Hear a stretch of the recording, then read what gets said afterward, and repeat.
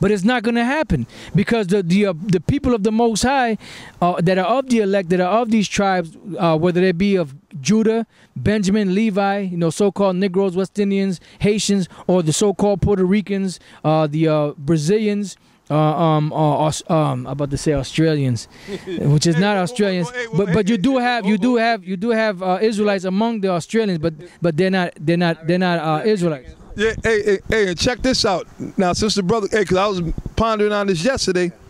All right, because now you know you got that Olympic bullshit or whatever.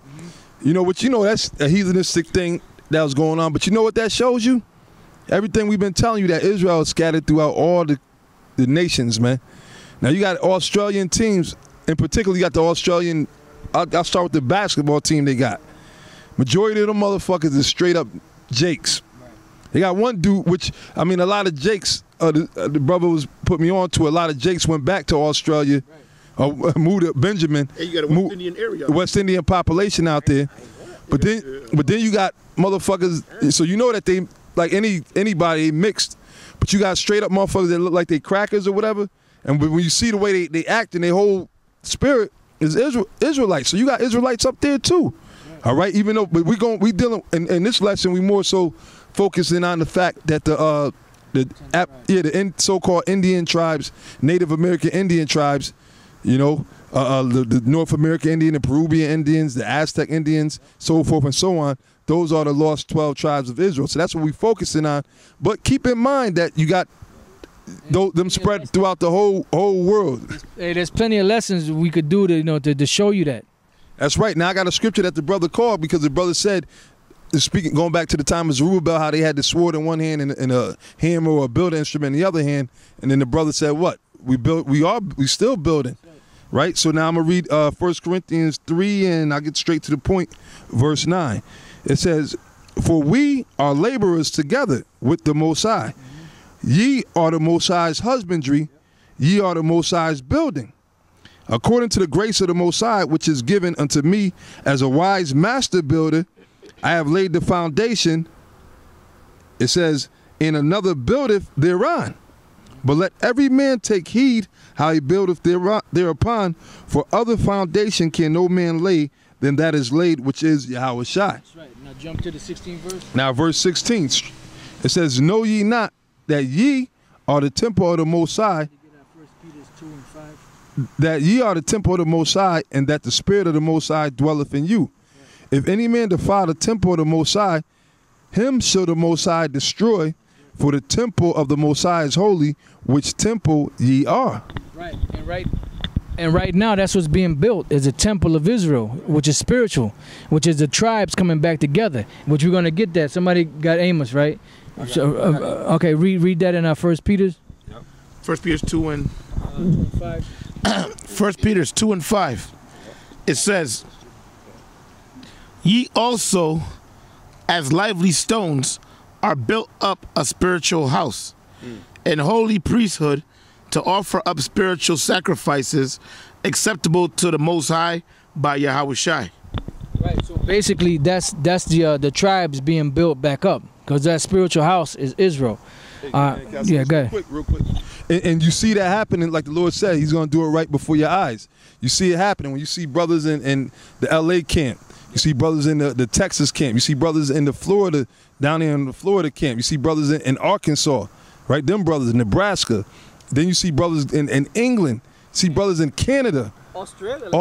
Australia. It's a brother, or Alaska. Slovenia. Alaska, all right? Slovenia. You see all them brothers waking up, and they from these different tribes. So you see that being brought together right before your eyes. Chicago, Chi-Town, which that's heavy that the Lord put the Spirit on them brothers to go into this topic as well. You see? Right. Yeah, and even as we speak right now, there's people from South America that's sending messages to the Apurando el Dia site, and asking questions, sincere questions. Some of them are mocking, but some of them are really asking sincere questions. If you say that this is that, the indigenous people say that this, and they'll make a point, they'll make a counterpoint, and they'll ask questions, and we've been hitting them with answers, concerning the scriptures. So basically what's happening is the Most High is waking up, starting to slowly wake up the so-called Latin tribes too. So it's all coming together. Where you at, brother? I got Amos. Who was reading? But not did he finish? That was it on that? Yeah. All right, I got Amos for you. Yeah, let's read this real quick and then we'll jump. Okay, this is the book of Amos, chapter 9, 9 verse 11. It says, "In that day will I raise up the tabernacle of David that is fallen." Right, it's talking about right now. It started back 2,000 years ago, because when you go back 2,000 years ago, during the time of the apostles and the Lord, Paul, Timothy, and them, what was happening was the tribes were being built back up, because that was the beginning of the Israelite foreigners being brought into the fold. Right. But now when you go and you update it till today, this is talking about all the tribes today coming together. And it's funny how the Lord made something called the internet to get the word out. And the word is going out throughout the four corners of the earth, and the Most High is gathering all the tribes from the four corners of the earth. But right now, the main hub, so to speak, is the so-called Americas and the Caribbean islands, because this is where all the tribes are at right now. So read on, brother. Right, Kun. And there's a footnote when it speaks about the house of David. The house of David didn't just consist of Judah. Right. It consists, you know, I mean, you go into I got scriptures, but we ain't gonna keep veering off. But it's scriptures that back up what we're saying. The house of David consisted of all the 12 tribes. All right, and it wasn't just Judah. You had the Gadites, which were the army, Manasseh, Reuben, Ephraim. That was all the house of David. Remember, the nation wasn't split into two kingdoms at that time. Right. It wasn't until after King Solomon, during the time of Rehoboam and Jeroboam, when the kingdom was split, the two factions of the kingdom. That's why it said that the Lord will raise up the tabernacles of David, which is fallen. Read that again. That's right. It says, "In that day will I raise up the tabernacle of David that is fallen, and close up the breaches thereof." And how are those breaches being closed up? Through the Lord using us to bring out this information. How the Lord's revealing all this information that's been hid about how, you know, the other tribes, they were doing the same thing that Judah and them was doing. Because why? They all go back to the same people, Israel. Right? That's right. And then you notice these same guys that say that the Latin tribes ain't Israelites, if you ask them, then who is all the different tribes? Who's Ephraim? Who's Manasseh? Who's Reuben? Who's Gad? Break them down. Who are they today? How are these people going to be built up if you don't know who the hell they are? Or they're just black people? Okay, who? Where? Who in particular? You know? Because of the fact is that the Spirit of the Lord worked on Ariah, a high priest Ariah, which a lot of you guys out there hate. You know, the man is going off right now, but he's going to come back, you know, because of who he is in the spirit. But the Lord gave him the breakdown of all the tribes and where they were at, and where they were located, and the customs and the things that they would be doing. So the 12 tribes are identified. These guys, they can't identify the other 10 tribes or 9 tribes outside of Judah, Benjamin, and Levi. And I just want to say one more quick thing, too, since the brother mentioned about Elder Ariah getting that breakdown of the tribes and everything. Fuck you niggas, man. You stupid, dumbass, comforted niggas, man. You know, you try to roll up on which the Spirit of the Lord was on them brothers down here in Philly, and they slayed you, dumb, stupid. You look, and you gonna talk about somebody being young. You niggas is young, man. Yeah. You little young. You don't know what the fuck. You just a parrot. You just mocking what you heard them dumb, stupid ass niggas say, man. Where the hell are you guys, man? Where the hell is a G.I. Jose or Fat Jose or whatever the fuck that fat piece of Puerto Rican shit is at, man? Where the fuck you at, man? You made a proclamation that we wasn't gonna be out here teaching. Yeah, we still out here teaching. But that was almost 4 or 5 years ago.